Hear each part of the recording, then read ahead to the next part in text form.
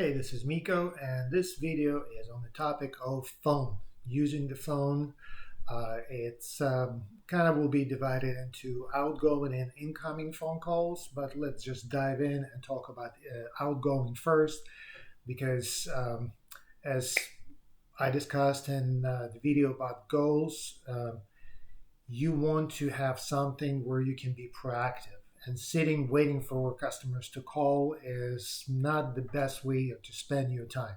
I mean, you want to take incoming calls, but if you want to move to the next level and move the needle and sell those few more cars that's going to take you over the bonus level, you want to be proactive, and for that, you do need to make phone calls. Now, we are in this internet age or whatever, and there's this notion going around that phones are going away. Telemarketing killed it, and robocalls killed it, and nobody answering their phones and so on. I don't take it. I just refuse to accept it because there's still phone is still a thing. Especially people still have cell phones. Those cell phones ring. They do take voicemails, and we need to use this because it's a great tool. Why is this a great tool? Why can't we just text or email? Well, just think about it. The best thing to interact with a human is face to face.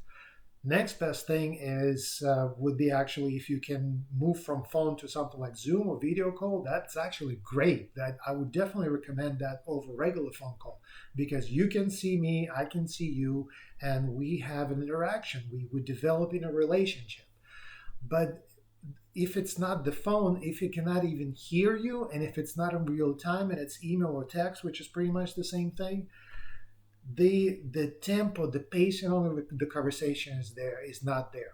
You don't have control. The customer can just stop answering and think about it for 2 hours, and then they come back and they have a question. Now you're busy and you don't have the information to answer.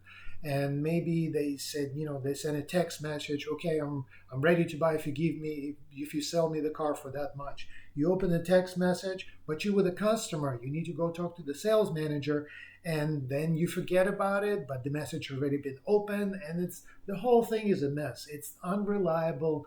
It's impersonal. There's no control, and there's really absolute no reason why anybody on the sales side would prefer that. Why some people prefer it on the customer side, I kind of take that, but I'll tell you that I believe, and you should believe, that it's better for the customer to get on the phone and just nail out those details in just a few minutes, because emailing and texting could take the whole day, especially with you being busy. Customer goes to a meeting and then there's another hour between answers. And it just, during that day, especially in what's going on right now with the inventory, the car could be sold. Okay. Instead, if you can get them on the phone, if you can answer to their actual needs and what their wants and what are they, what's going on with that customer, you can relate to them as a human and explain to them how you can help, and that you show them that you do want to help, and it's going to be nice and easy. It's just going to help the customer because, again, 5 or 10 minute phone call can save you days, even sometimes even weeks of going back and forth of email. All right, so it's better for you, it's better for the customer. Now the question is, why don't we do that? Why don't we pick up the phone and call? Well, the answer is pretty easy. It's fear. It's fear of rejection, fear of failure. Okay, we don't want to, we don't want to feel like we're interrupting, like we doing something that we're gonna annoy the customer. We have this fear. Well, if the customer inquired online, they put their phone number, they did not say in the inquiry specifically, do not call, just email me, you call them because that's what this inquiry is. However this happens, you should take this at the level that same as the customer just walked into your showroom floor. Okay, this is your virtual, if you're doing internet or somehow connected to receiving leads, this is your virtual showroom floor. Okay, somebody just walked in, that lead that arrived is somebody walked in, standing in the middle of the showroom floor waiting for you to talk to them. So what are you going to do? Like, imagine this. Somebody walked into your showroom floor, standing right next to that most expensive car in the middle of the showroom floor, and is waiting. And you over there by the table, and you see the customer, and you text them, hey, thanks for coming in. How can I help you? Would that make any sense? No, no sense whatsoever. You're gonna come over. Hi, my name is Miko. Welcome. How can we help you? Blah blah blah. Same with the inquiry, with the lead. Lead came in. You call them. Hey, thank you for submitting your inquiry. You inquired about this specific car. How can we help you? What's going on? Okay. If they don't answer, so another thing that people are afraid. This is really silly, but I do understand that people are afraid of that. They dial one, two rings, three rings, five rings, went to voicemail. And they feel like, okay, no, I was interrupted, they don't want to talk to me. It's nonsense. Okay, they inquired. I don't care why they don't answer. They might be, in the meeting, whatever. Hey, you inquired about this car. This is the voicemail I'm leaving. Mr. Customer, you send this inquiry. I'm responding to your inquiry as you requested. Okay, please call me back, blah, blah, blah. Then I will send an email and a text message just, hey, I just called you. Please call me back. Okay, so, I guide the customer back to that phone call. I'm not going to text them, text and say, tell me what you're looking for. No, I called you, call me back. Inquiry came in without a phone number. I will ask for that phone number. Hey, you inquired about this car. There's no phone number to me to call. There are a lot of questions I want to ask you in order to help you. So here's the list of questions. By the way, if you just call me or let me call you, it's going to be much easier. So that'll be my template response. Okay, so get away from that fear of contacting a lead. Unless they tell you not to call them, you call them. Okay, they didn't answer, call the next day. Okay, what's the reason they don't answer again? Hey, you inquired yesterday, I called you. I just want to know that I just want to make sure you get the attention that you deserve. That's why I'm calling you again. Third day, call again. Listen, you inquired. I still don't know whether you bought a car or not. Just let me know if you bought the car or not. And that's what I want to know. I want to manage my portfolio, manage my CRM. And sometimes I will tell this to the customer in the voicemail. Hey, I have to continue calling you until you tell me whether I can help you. You already bought a car. So just let me know. Just let me know. Tell me not to call you. Okay, please tell me not to call you again so I can stop calling. Okay? I mean, that's your job. That's my job. That's what we do. All right, so that's one way to fight your own call reluctance, by understanding that fear has no basis. Other two ways to build this, and this goes not just to the leads that just came in, but like following up with your portfolio customers, orphan customers, service customers, mastermind, whatever data mining tool you use. First of all, you want to be prepared, okay? You have the customer's name on the list with a phone number to call. Okay, what's going on? What's the car they have? Can I pull up their bank information, how much they owe? Can I see the history with the dealership? Okay, get all the information. I got whatever I can. Then I take their customer's name, put it in LinkedIn, see if I can see where they work, are they nearby. Maybe I'm connected. Maybe we have somebody in common that you can use to build rapport. So when I'm prepared, I don't have any reason to be afraid to like this. We don't even cold call, Just think about how good our job is that we don't cold call ever. But all those people work in software sales and a lot of other sales, they have to cold call, okay? Cold people they don't know, they don't want to be cold, never inquired about anything. You just call people out of the blue, hey, I'm selling this nonsense, can I just show you something? We don't have to do that. We call people that inquired or bought cars before, and I know everything about the customer. Hey, I'm just calling you bought this car 4 years from us. I'm just wanting to update our records. Do you still own the car? Okay, great. Is everything going okay with the car? Any issues, service issues we can help you with? Okay. Are you thinking, now you're already talking, you listen to the customer. Then after all that, I can move to, hey, do you want to upgrade it? Are you thinking about upgrading? Blah, blah, blah. So, something like that, but be prepared and understand we're not even cold calling. It's all warm calls. It's all really warm. Okay. Next one is to fight this call reluctance is by reframing your failure. Okay, that's why we're scared of making a phone call, because if we made a phone call and if we did not sell a car, made an appointment, we failed. No, we did not fail. Okay, we're doing things that we can be proactive and active about. We're doing things we can measure. Some salespeople complain when their dealerships making them make certain amount of calls every day. Otherwise, they don't get leads or don't get any opportunities. I think that's great. I used to do this to myself. My dealership never did this to me. I did this to myself. I would force myself. 40 calls was, I admit 40 calls per day is a lot because I was always busy, but I could do 20 calls every single day. And that was my portfolio. And my goal was not to make appointments, not to sell cars. My goal per day was to make those 20 phone calls. If I made those 20 phone calls and left 20 voicemails, I felt great because I did what I'm supposed to do. What I told myself I'm going to do, I did this, okay? Doesn't matter if you didn't sell the car from it right now. It's going to come. It's going to come. Keep calling. Doesn't matter, okay? Just move on because your goal is not to sell the car. Your goal is to move to the next level. Your goal is not even move to the next level. Your goal is to do the activity, okay? Be in the process, all right? So, be ready. Reframe your condition of failure. Reframe your goals. Manage your state. Okay. You don't want another thing I see people do. Well, let me call from my cell phone while I'm doing something, or let me call while I'm at lunch, or I'm waiting for customers, I'm waiting for others, but I'm also gonna follow up. I would not do that. I would take a block of time, couple of hours when I don't, somebody else is covering the incoming phone calls. I'm in my office, I have my two screens open, I know what's going on. My state is I'm making phone calls, I'm relaxed, I can be in it, I can answer, I can be in the conversation. I'm not going to be stressed out about anything else. All right, let's move on to the other part of this, and that's the incoming phone calls. Okay, so that's kind of a whole separate thing, and it's a huge thing for dealerships, and there are companies that make millions of dollars by training us on how to deal with those phone calls.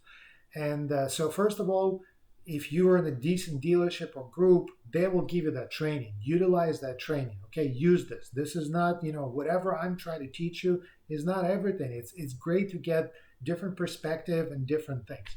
But because for the dealership actually understands how important it is. It costs dealers money to get people to call. Okay, they spend thousands of dollars in advertising just to get people to call. Okay, and it's some of those calls are not good, but it does cost them money, so we have to take care of it. So, incoming phone calls. Again, manage your state. Be ready for this. Do not answer the call if you have a customer waiting. If you're like on your way to something, you're waiting for the appointment, you have 2 minutes, and then phone rings. Well, let me grab this and just see if I can get a quick sell. Not ideal. You want to be again in a state where you can spend some time with a customer, you can go through the steps, you're ready for it. Call comes in, you pick it up, introduce the dealership, introduce yourself. Your first goal, the first step once you listen to something from the customer is to get their name, phone number, email. Okay, go for everything. How you do this? Well, I talked about this in drilling and frequently asked questions. You figure out how to do this. Doesn't matter how you do this, but what's important is that you're ready to do this and you know some steps how to do that. I'll give you an example. Phone comes in. Hey, this is dealership. This is Miko. What's your name? Well, my name is Susan. Great, Susan. How can we help you? Well, I wanted to see if this car is available. Absolutely. I will be happy to make sure this car is available for you. Just in case we get disconnected, is this the phone number that I can see on the caller ID, the best number to call you back? Great. And if I need to send you some information about the car, can I get your email address? That's it. Okay. Took me a second. I didn't mumble. I didn't, I know what to say. I did this. And they might say, no, don't send me emails. No problem. Absolutely. I'm not going to send you emails. Or they say, don't call me. No problem. I'm not going to call you. Just want to make sure in case we get disconnected or if I have something important to tell you later, it's okay.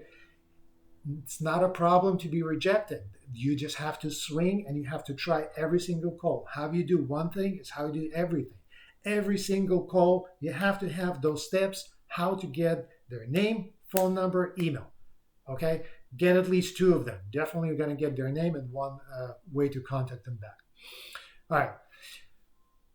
Before you take those phone calls, think about your goal. Any decent phone training company will tell you, your goal on the phone should not be selling the car. That could be counterintuitive. Sometimes people get into, yeah, this car is great, blah, blah, blah. This is the great price. And that's not your goal. You don't want to sell the car. You cannot sell the car over the phone. You might have this thing where you do online selling, remote selling, but your goal is to get them in, to schedule, not just to schedule an appointment, by the way, to get them in. The goal is for them to come in. A lot of times, we know that appointment show rate for dealerships is about 50%, which is horrible. You want to improve those odds for you, that percentage for yourself. So your appointments are solid. Okay, so that should be your goal, is to get the customer come in. And that's, if you come with this goal in mind, you're going to be speaking differently to the customer. Align with the customer's goal, because your customer's goal might be different. Okay, your customer their goal could be to call 10 dealership in the area and to find best price for Toyota Corolla. Okay, so think about, if that's their goal, how you can align it to you with your goal. And maybe your goal is not going to align. Okay, maybe you don't want to do that, and you have to have a way to explain to the customer why it doesn't make sense to you. But there might be a way that where you two can work together. Okay, I'm kind of distracting myself. Let's move on. Listening and pacing. You ask the customer what do they want, let them speak, listen, make notes if you can. That's why it's important not to take phone calls on the fly, not to be in a hurry. Okay, you want to be calm, listening, and when the customer finishes speaking, you kind of like try to stay in their cadence, the tempo of their speaking, because sometimes people will stop talking, but then they continue talking again. And if you were not listening but just waiting to say something, then you will be just interrupting. You don't want to interrupt. Never you want to interrupt, at least in the first 10 minutes. After 10 minutes, sometimes you can figure out that the customer is crazy and it's time to interrupt. That's absolutely possible. But when you just took the phone call, you don't want to interrupt. You want to listen to them and find the spot when it ends, kind of like they finish talking or they actually ask the question. You take a breath, kind of like 1, 2, 3, you answer. Okay, so listening and pacing is part of NLP, Neuro-Linguistic Programming. I'll have a separate video for that, but that's basically a tool that lets you build unconscious rapport with a customer. You cannot build rapport in terms of like, oh, we went to the same school or we know the same people. You just got the phone call. But part of this is listening to their tempo, their cadence, their, maybe accent, how they speak. I'm in San Francisco. I get a call from Alabama. I can hear the difference right away. And it's kind of hard for me. I mean, I'm speaking fast right now, but I will force myself to slow down and to talk in a cadence that's different. I'm not going to mimic your accent, but I will slow myself down and I will speak like you speak. Okay? All right. Move on. So use NLP. Think about like this example. That's like, not your best example when the customer's goal is to call 10 dealerships and to get the best price. Well, how can you win here? First of all, your chances are already 1 in 10. And then your chances of making money are pretty much 0. So that's not a good, in terms of game theory, you're not a good spot. How you can improve your odds? Be different, okay? Not be the lowest price, be different. There's a trainer, look him up online, Sean Bradley. He trains BDC, and he has this really cool tactic. Basically, it's a tactic, right? It's not a strategy. When somebody calls you, he will say, okay, thank you for calling. So I'm just, or not calling, but somebody inquired about a car and he calls, or does it either way. Hey, so you saw this car online. So let me ask you, why are you trying to buy the car online? Is there a specific reason you didn't just come to the showroom floor? And people will say, well, yeah, I wanted to make sure that everything's ready for me and I get the best price and I had bad experience, something like this. So what he would say, absolutely, I totally understand. Listen, not only will we can guarantee you the best price and we will guarantee that the car is ready for you when we come in, we also can guarantee you that we'll get you the best rate and the best value for your trade. So it doesn't matter what he says, but he's being different in that he uses this technique. Not only I can assure you that I'll do what you want, I'll do better than my dealership will not only be how you want it, it'll be better than what you want. So again, it's just one technique. Listen to other trainers, find something that works for you to be different, because that's the only way you can win. And that's why you need the phone. That's why you really cannot be different on the email. Okay, in an email or over text, you can be different on the phone.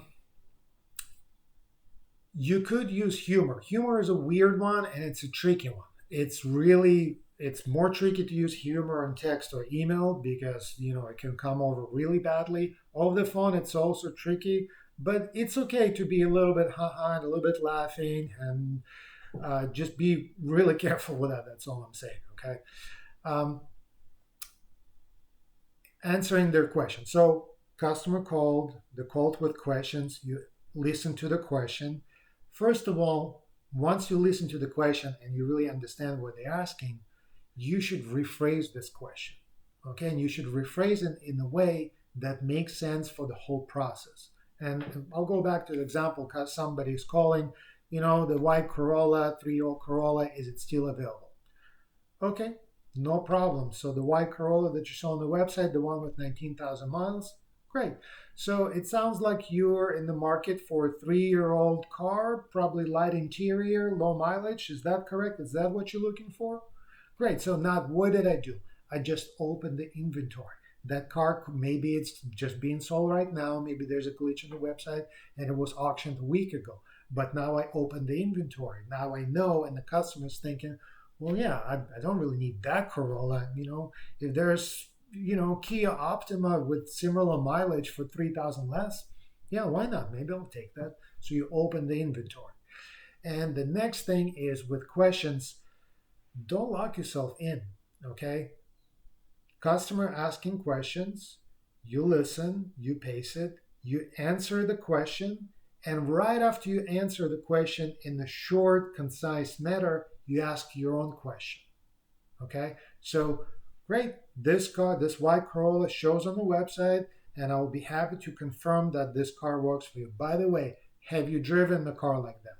Or, by the way, your area code shows 5 miles away from here. Is that where you live? Are you far from us? So you answer that question. Now you have the right to ask the question and to find out what you want. Okay, there are things you don't want to ask, and I've seen those. Sometimes I would cringe to see salespeople answer. Somebody calls, yeah, I'm asking, what's the lease on the BMW 5 Series? Okay, how much down do you want to put? How many miles do you have? Okay, we have these 2 cars. Which one do you want? Well, now that salesperson just locked themselves into this car, to this scenario. None of this I want to know. I don't want to know how much you want to put down. I don't want to know how much you want for your trade. I do want you to tell me a story about what's going on with you. So if somebody is asking, yeah, I have this 10-year-old BMW, how much are you going to give me for it? 10-year-old BMW? That sounds awesome. You had this car for 10 years. Did you buy it new? Oh, you bought it used. Okay, so you were smart about it. That's actually good. Tell me everything about this car. Okay, so I'm not, I'm showing interest. I'm showing empathy. And I'm going to listen. They're going to tell me about this 10-year-old BMW. Is going to have a story. It's going to have a history. Okay, history with this customer. This customer now has an opportunity to express themselves. We developing a relationship. That's how you develop rapport in this one small thing. So listen, rephrase a question, so understand what they're asking and maybe open it up, answer it, and ask your own question, and then move on, follow up with your question. One phrase, again, don't like to teach specific phrases, but there's one phrase that I just love, and that works really well with phone calls. Hey, yeah, so I'm looking for a brand new BMW with this, and that in purple color. Do you have something like that? We can accommodate that. We can accommodate that does not mean that I have this. It just means it's possible that we can come to something that will be close to those things in some future. Because, I can order maybe a purple BMW and it's just going to take 6 months. And in the end, we're going to figure out that that's not the way to go. And maybe white one that I have in stock will be the better way. But we can accommodate that. We can accommodate that. By the way, have you test driven the new BMW? Okay. Another thing that it connects, I just did a separate video for drilling. Be ready to answer those questions and be ready to know what you answer and to answer in a way that you sound like you know what you answer. That you're not like a deer in the headlight and the first sound that comes out of your mouth is, do you have this car in stock? How much is this car to lease? Be ready for those things, okay? And if you're not ready, take a minute, not a minute, okay? Take a second, breathe, do not mumble, breathe, and sometimes you can tell the customer, well, let me think. I don't have this information for you, but I do have your phone number. I'll be happy to call you back with this information. And before I hang up, can I ask you about this, this, and that so I can get everything? By the way, would you be able to stop by today or tomorrow if numbers work out for you? Something like this. So be ready. It's okay to slow down. It's okay to slow the customer down. And that's it. Thanks for watching.